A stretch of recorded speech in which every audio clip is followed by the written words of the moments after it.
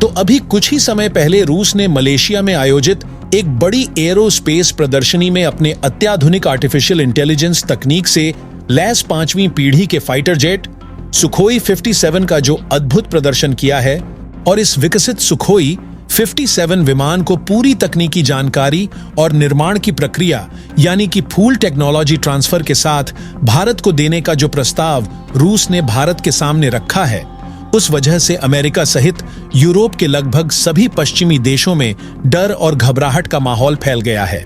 America के साथ साथ बाकी पश्चिमी देशों और यूरोप के बड़े राष्ट्रों में डर इस हद तक बढ़ चुका है कि कहीं भारत इस प्रस्ताव को स्वीकार करके अपने देश में ही 5वीं पीढ़ी का सुखोई फाइटर जेट तैयार न करने लग जाए।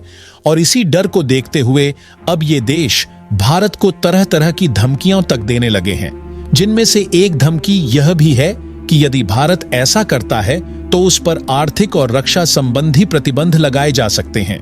अब इस पूरी घटनाक्रम और पूरी डेवलपमेंट क्या है, इस वीडियो में समझते हैं।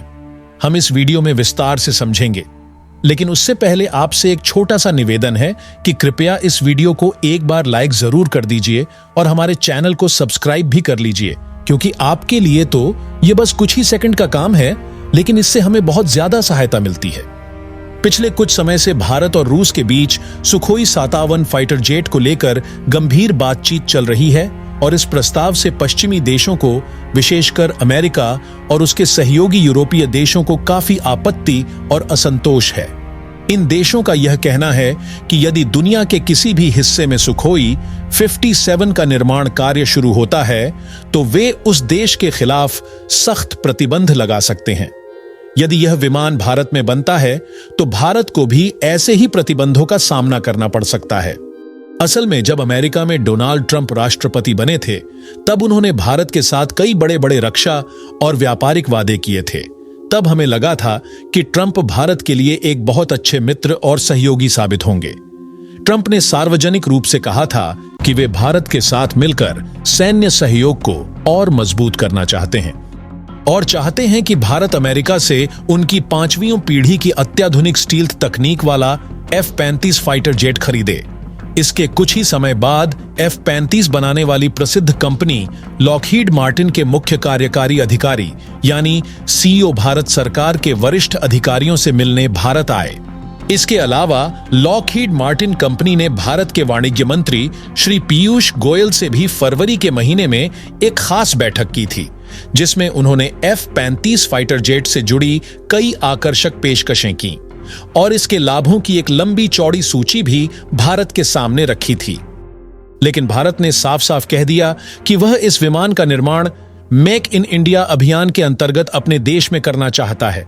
जैसे ही भारत ने यह शर्त रखी, लॉकहीड मार्टिन पीछे हट गया, क्योंकि वे ना तो अपने फाइटर जेट का सोर्स कोड भारत को देना चाहते थे और ना ही इस विमान की कोई भी मूलभूत तकनीक भारत को सौंपने के लिए तैयार थे। इसके बाद भारतीय वायुसेना के प्रमुख ने एक महत्वपूर्ण बयान दिया, जिसमें उन्होंने यह स्पष्ट किया कि फाइटर जेट खरीदना किसी घरेलू उपयोग के रेफ्रिजरेटर को देखकर खरीद लेने जैसा साधारण काम नहीं होता। यह एक अत्यंत जटिल प्रक्रिया होती है, जिसमें हमें पहले उस तकनीक को समझना पड़ता है, उसकी गुणवत्ता, मरम्मत, अपग्रेड और दीर्घकालिक उपयोग पर विचार करना पड़ता है। इस बयान से यह बात बिल्कुल साफ हो गई कि भारत केवल तभी कोई फाइटर जेट खरीदेगा जब उसकी तकनीक भारत को पूरी तरह सौंपी जाएगी और भारत में ही उसका निर्माण भी किया जाएगा। यदि ऐसा नहीं होता है तो भारत ऐसी किसी भी डील को स्वीकार नहीं करेगा। अब आपको यह भी जानकारी दे दें कि वर्तमान समय में भारत को लगभग 100 से भी अधिक नए फाइटर जेट्स की आवश्यकता है, क्योंकि भारत की राष्ट्रीय सुरक्षा को लेकर गंभीर चिंता बनी हुई है।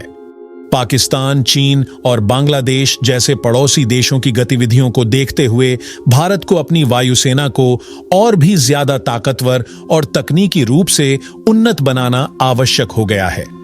कुछ वर्ष पहले भारत ने फ्रांस की प्रसिद्ध कंपनी डसॉल्ट से 36 राफेल फाइटर जेट्स खरीदे थे, जो अब पूरी तरह से भारतीय वायुसेना का हिस्सा बन चुके हैं। इसके अलावा भारत ने 26 राफेल एम विमान का और ऑर्डर भी दिया है, जो विशेष रूप से भारतीय नौसेना के लिए तैयार किए जा रहे हैं और इन्हें वर्ष 2030 तक सेवा में शामिल किया जाना है। लेकिन यहां पर भी एक बड़ी समस्या यह है कि फ्रांस ने भारत को ना तो राफेल फाइटर जेट की मूल तकनीक दी है और ना ही उसका सोर्स कोड प्रदान किया है।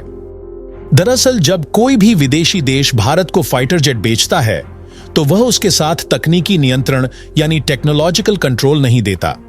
इसका सीधा मतलब यह है कि भारत उन विमानों में अपनी जरूरत के अनुसार न तो अपने सॉफ्टवेयर डाल सकता है और न ही उन्हें अपने तरीके से अपग्रेड कर सकता है। उदाहरण के लिए, यदि भारत राफेल विमान में अपनी खुद की कोई मिसाइल लगाना चाहता है और वह मिसाइल मात्र 20 करोड़ रुपए की है, लेकिन फ्रांस या अन्य पश्चिमी देश वही तकनीक 25 करोड़ रुपए में बेचते हैं, तो भारत को केवल उसी विदेशी महंगी मिसाइल को खरीदना पड़ेगा। इसका कारण यह है कि फ्रांस ने न तो तकनीक दी है और न ही कोई ऐसा कंट्रोल जिससे भारत स्वतंत्र रूप से कोई बदलाव कर सके। इस तरह पश्चिमी देश भारत को हमेशा अपनी तकनीक और हथियारों पर निर्भर बनाए रखना चाहते हैं और यही उनकी सबसे बड़ी बाजार रणनीति है। अब कुछ दिन पहले मलेशिया में हुए एक बड़े एयर शो के दौरान रूस ने अपने सुखोई 57 फाइटर जेट का पहली बार सार्वजनिक प्रदर्शन किया, जिसमें यह विमान बेहद शानदार ढंग से आसमान में अपनी शक्ति और संतुलन को दिखा रहा था।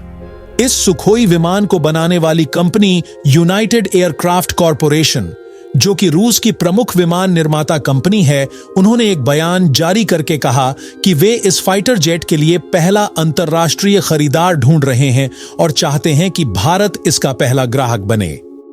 इसके तुरंत बाद रूसी मीडिया में इस विषय पर चर्चा शुरू हो गई कि भारत और रूस के बीच इस सुखोई 57 फाइटर जेट को लेकर बहुत जल्द एक बड़ा समझौता हो सकता है, जिसमें भारत को पूरी तकनीक हस्तांतरित करने की पेशकश भी शामिल है।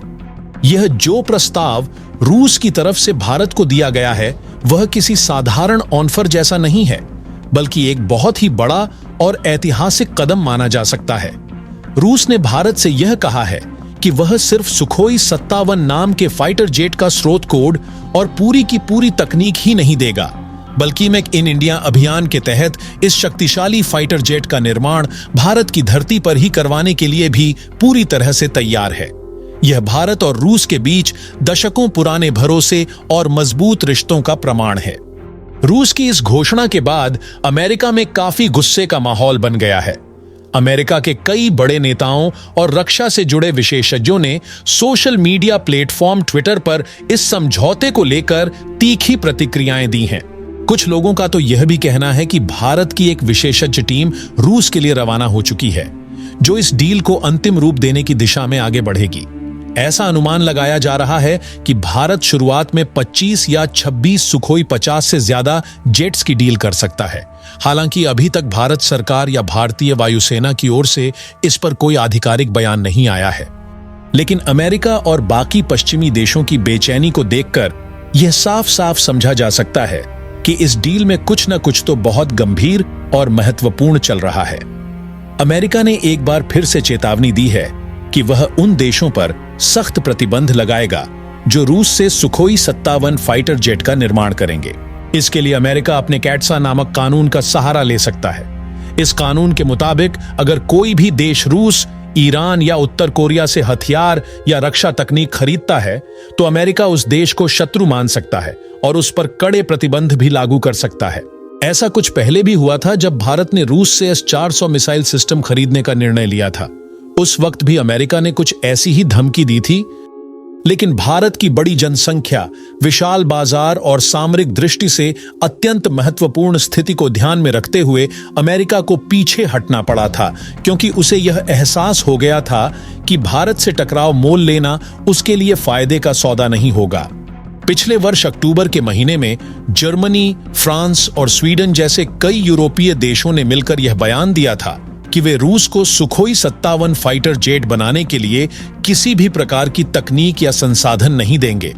उनका कहना था कि वे इस पर पूरी तरह से प्रतिबंध लगाएंगे, लेकिन रूस ने पूरी दृढ़ता के साथ यह स्पष्ट कर दिया कि उसे इन देशों की तकनीक की कोई जरूरत नहीं है, क्योंकि वह इस फाइटर जेट का निर्माण पूरी तरह अपने देश के संसाधनों और तकनीक से करने में सक्षम है। अब जब भारत और रूस के बीच इस डील को लेकर बातचीत एक बार फिर से गंभीर हो गई है, तो पश्चिमी देश फिर से डर के मारे बयान देने लगे हैं।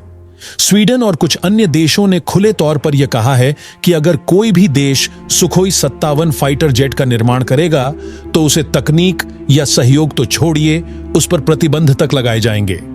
इन देशों की सबसे बड़ी चिंता यह है कि अगर भारत इस जेट का निर्माण अपने देश में करने लगा और तकनीक व सोर्स कोड भी उसे मिल गया तो भारत रक्षा क्षेत्र में पहले से भी ज्यादा आत्मनिर्भर हो जाएगा और उन्हें बड़ा आर्थिक नुकसान झेलना पड़ेगा।